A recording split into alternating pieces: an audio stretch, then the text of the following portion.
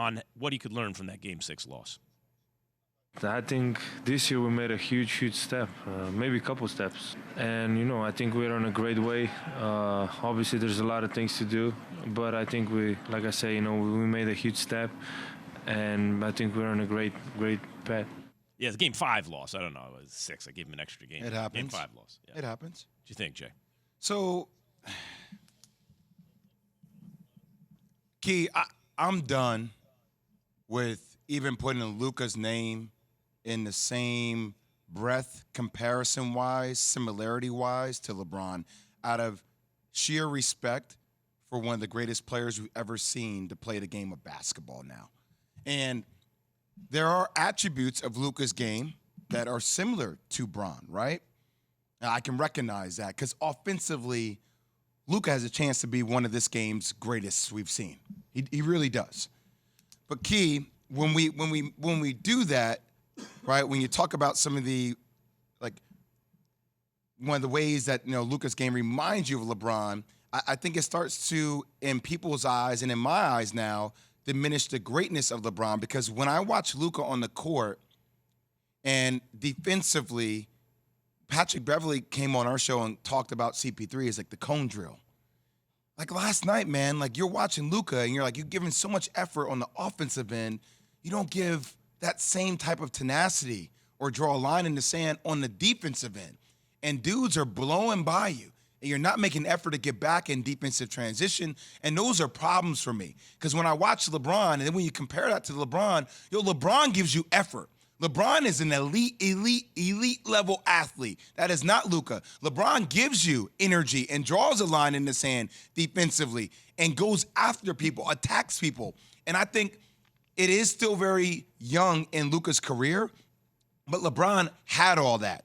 And for Luka to go next level, for him to have his name in the conversation with the greats, the LeBrons, the Giannis's, he really needs to find that extra gear. And frankly, Key, I think that starts with conditioning for him. Now, you can make the claim that his body may never change, but for him, conditioning-wise, like getting to that next level where he can give you effort on both sides of the ball, it has to be it for Luka. It has to be. See, I don't look at it as conditioning. I look at it as effort.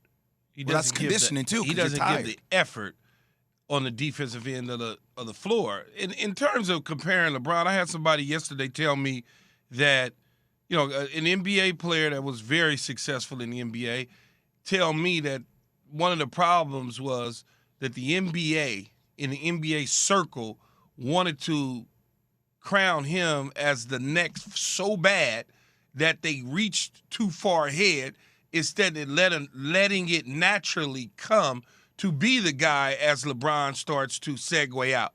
A year ago, who's the next guy? Oh, could he be the face of the league? Could Ball be the face of the league? Could Trae Young be the face of the league? Now, all of a sudden, you're looking at Jason Tatum all of a sudden, because naturally, over a period of time, his progression has continued to grow. So now you're looking at it differently, where Luka's situation was almost like the NBA circle was trying to force it. And now that it didn't happen, he didn't get to this championship. Now everybody wants to take it away from him, which, in my opinion, is, kind of the media and the NBA's fault of trying to compare and make him something that he probably wasn't to begin with. Luka's a very good player. Like you said, one of the top offensive players probably in the history of the game when it's all said and done. But there's more to it than just that when you start talking about the great players of the NBA. When you talk about Magic and you talk about Bird or you talk about Jordan or you talk about LeBron, so to speak, you talk about their offense, but everything else that you mentioned, the tenacity on the defensive side of the ball, the hustle, the effort, the leadership, making everybody else around them better, all of those sort of things. And right now, Luka's not at that stage in his career, but so badly, the NBA circle wanted it to be that way. And now that it hasn't happened this year, people are willing to take that away from him. Straight talk wireless, no contract, no compromise. I mean, it is to Luka's credit that the guy who's probably the best comparison at this point is James Harden.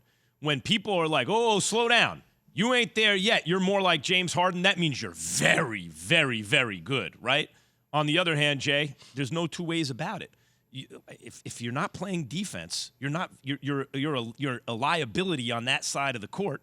that detracts from what you're doing on the offensive side. There's no two ways about it, right? Like, you can't be compared to the very greatest who ever did it yet if you're not putting effort in on that side. And my thing is, I know what Luka is bringing to the table. I know the fact that he's bringing a whole bunch of second-round drafted guys, undrafted guys to the Western Conference Finals, and that deserves a lot of praise. But we're talking about the 0.0001%.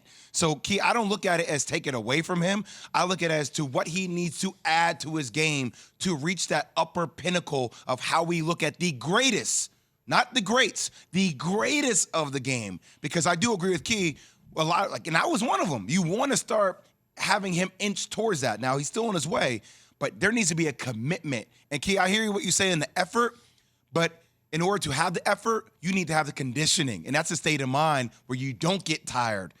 He's come away with a bunch of steals like Larry Bird used to. Do something on the defensive end.